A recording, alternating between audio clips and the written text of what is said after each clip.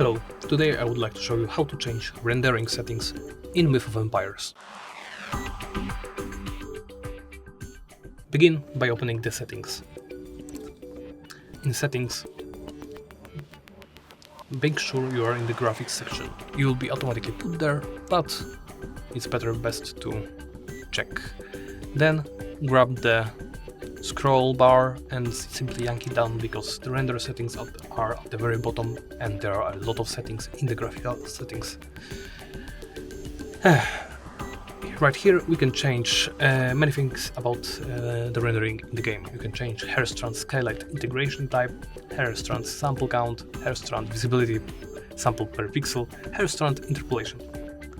As you can see, those render settings are more could be reinterpreted as the hair settings, honestly.